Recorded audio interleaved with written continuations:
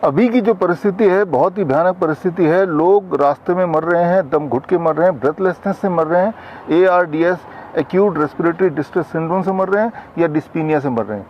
तो ऐसा लग रहा है कि ऑक्सीजन सिलेंडर होता तो हम उनको बचा पाते। तो अब सवाल यह है कि क्या वाकई में ऑक्सीजन सिलेंडर होता तो वो आज जिंदा होते। नंबर 2, क्या इस परिस्थिति में हम कुछ कर सकते हैं उन लोगों की जान बचाने के लिए। तो पहले सवाल का जवाब पहले, ये जो ऑक्सीजन सिलेंडर है या ऑक्सीजन थेरेपी जिसे बोलते हैं, ये मेडिकल जगत में आया क्यों या कैसे आया। उसके लिए 2 महत्वपूर्ण ट्रायल जिसका कोट किया जाता है, एक तो है NOTT that is nocturnal oxygen therapy trial जो 1980 में हुआ था, करीब 203 पार्टिसिपेंट ने भाग लिया था, और एक और trial MRC trial medical research council trial जो 1981 में हुआ था जिसमें 87 लोगों ने पार्टिसिपेट किया था। ये दोनों ट्रायल का हवाला देखिए दिखाते हैं कि ऑक्सीजन की वजह से, ऑक्सीजन थेरेपी से लोगों की जान बचाई जा सकती है या आयु लंबी की जा सकती है। लेकिन उसके बाद के जितने भी ट्रायल हैं अभी तक के, वो सारे ट्रायल अगर आप देखेंगे तो आप ये पाएंगे कि ऑक्सीजन थेरेपी से कोई भी लाभ नहीं होता है या बहुत ज़्यादा नुकसान होता है। या तो आयु बढ़ती नहीं है या आयु उल्टा घट जाती है, मरने के चांसेस बढ़ जाते हैं, sometime as many as 3 times. तो ऐसा क्यों है कि बॉडी में ऑक्सीजन की कमी है और ऐसे में ऑक्सीजन सिलेंडर से जब ऑक्सीजन देते हैं तो उस इंसान की आयु घटेगी कैसे। ये आपको समझना होगा कि जब ऑक्सीजन दिया जाता है, अभी आप जो ब्रीद इन कर रहे हैं आप ऑक्सीजन नहीं ले रहे हैं, आप एयर ले रहे हैं।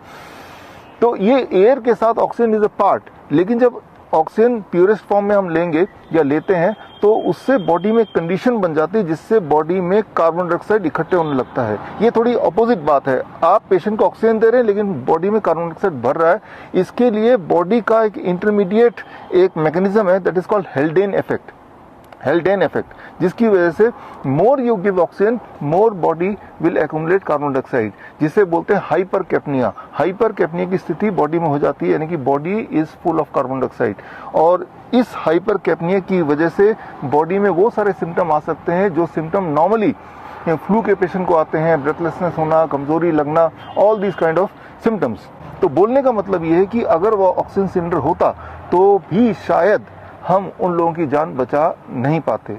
तो ऐसी स्थिति में अगर आपके आंखों के सामने कोई पेशेंट ब्रेथलेसनेस की अवस्था में हो तो आप क्या करें ताकि उस वक्त उनको रिलीफ मिल जाए और हम उनकी जान बचा पाएं। इसके लिए एक सिंपल स्ट्रैटेजी कर सकते हैं जिसे हम बोल सकते हैं CAAT।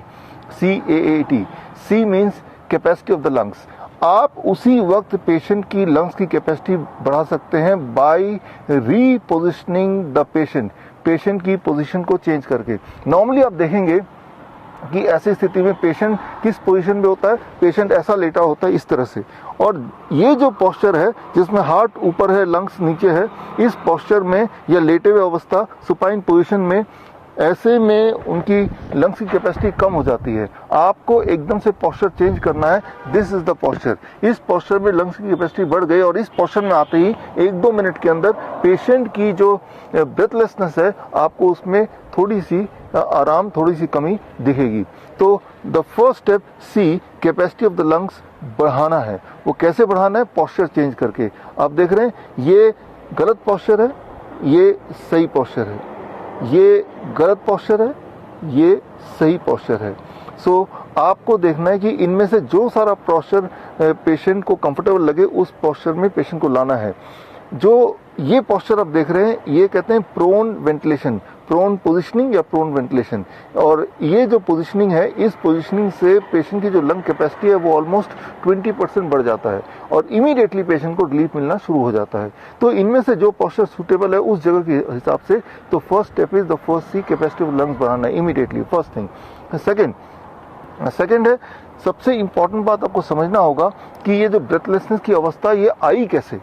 अभी आप देख रहे हैं कि माहौल ऐसा है कि जगह जगह पे लोग बीमार हैं, तो ये परिस्थिति हुई कैसे।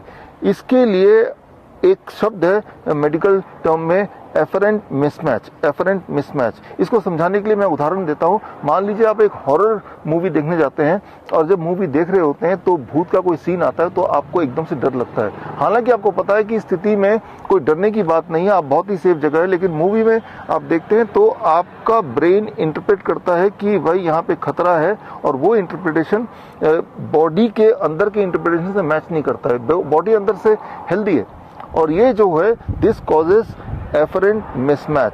जब भी एफरेंट मिसमैच होगा तो तब आपकी ब्रीदिंग यानी कि ब्रेथलेसनेस की अवस्था बनती जाएगी। अगर एफरेंट मिसमैच लंबे समय तक रहेगा तो ब्रेथलेसनेस और बढ़ता ही जाएगा, खास तौर पे ऐसे लोगों के लिए जिनको ऑलरेडी कोई कोमोर्बिड कंडीशंस हैं, कोई लंग डिसऑर्डर है या डायबिटीज है या हार्ट डिजीज है, तो उनमें एफरेंट मिसमैच बढ़ता जाएगा। जैसे आज का माहौल आप देख रहे हैं कि टीवी खोलो, अखबार पढ़ो, इवन मोबाइल में किसी को बात करने के लिए फोन करेंगे तब भी कोई रिकॉर्डेड मैसेज आता है। तो ये जो सारी परिस्थिति है ये एफरेंट मिसमैच को प्रमोट कर रही है। आधी रात में आप अक्सर सुनते होंगे कि एम्बुलेंस का सायरन की आवाज आती है और उस स्थिति में ब्रेन में फिर एफरेंट मिसमैच यानी कि डर, भय, दहशत का माहौल हमारे ब्रेन और हमारे लंग्स में एफरेंट मिसमैच पैदा करता है and that leads to what is called as breathlessness. तो ये एफरेंट मिसमैच को स्विच ऑफ करना है। इसको स्विच ऑफ करने के लिए आपको ट्रिगर करना है, आपके फेशियल या नोज के अंदर आपके कुछ रिसेप्टर्स होते हैं, जिन रिसेप्टर्स को ट्रिगर करने से ये जो एफरेंट मिसमैच है वो स्विच ऑफ किया जा सकता है। तो उसको ट्रिगर करने के लिए पहला तो लंग्स की कैपेसिटी को इमीडिएटली बढ़ाना है, this is the posture, and second fan. ये फैन ऑन करके, हैंड हेल्ड फैन है, और ये फैन ऑन करके जैसे ही आप इस फैन की हवा यहाँ पे नाक में और चीक में पड़ेगा और लगातार पड़ेगा फॉर 5-10 मिनट्स, तो उन रिसेप्टर्स की वजह से जो एफरेंट मिसमैच था वो करेक्ट होने लगेगा और करेक्ट होते ही आपके जो पेशेंट का जो ब्रीदिंग पैटर्न है वो धीरे धीरे ठीक होने लगेगा। तो ये है CA। अब आता है अगला A, that is air flow.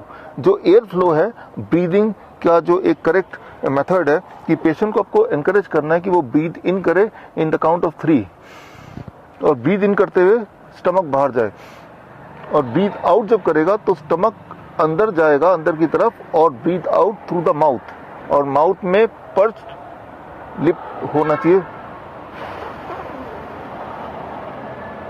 जब ब्रीथ इन तो पेशेंट चाहे तो अपना हाथ स्टमक में ऐसे रखेगा ताकि ब्रीथ इन करते वक्त स्टमक बाहर जाए, वो एहसास पेशेंट को समझ आए, और ब्रीथ आउट करते हुए माउथ के रास्ते से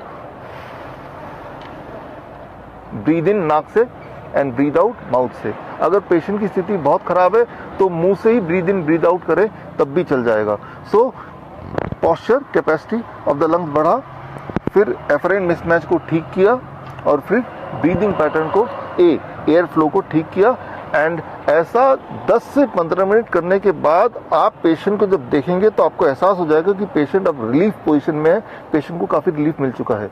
ऐसे में 1 मिनट के लिए एक छोटा सा CAAT टेस्ट कर सकते हैं। टेस्ट में ये है, ये बॉर्ज टेस्टिंग। इसमें 0 मतलब कोई भी दिक्कत नहीं है ब्रेथलेसनेस में, और 10 मतलब हाईएस्ट दिक्कत है, बहुत ज्यादा दिक्कत है। तो आप पेशेंट को दिखाएंगे और पूछेंगे कि 10 मिनट पहले कैसी दिक्कत थी, पेशेंट बोलेगा 7 नंबर की दिक्कत थी फॉर एग्जांपल, और अब पूछेंगे 10 मिनट बाद अब कैसी दिक्कत है, तो बोलेगा अब 4 के स्केल तक दिक्कत है। तो यानी कि दिक्कत, रिलीफ तो मिला लेकिन पूरी तरह रिलीफ नहीं मिला, तो आप बोलेंगे पेशेंट को कि इसको थोड़ी देर और कंटिन्यू करो।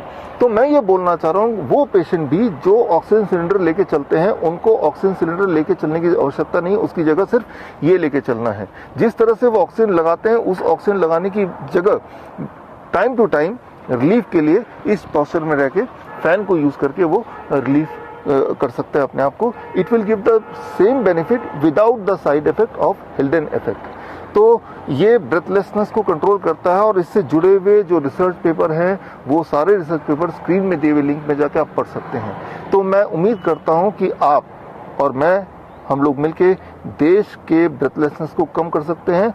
तो आप अपनी गाड़ी को ही बना सकते हैं इमरजेंसी ऑक्सीजन सप्लाई यूनिट। सिर्फ आपको अपनी गाड़ी में ये पंखा और ये चार्ट कैरी करना है। ये चार्ट भी आप लिंक में जाके डाउनलोड कर सकते हैं। तो बस, और ये पंखा जरूरी नहीं कि गाड़ी में कैरी करें, आप ये पंखा और ये चार्ट घर पे भी रखिए।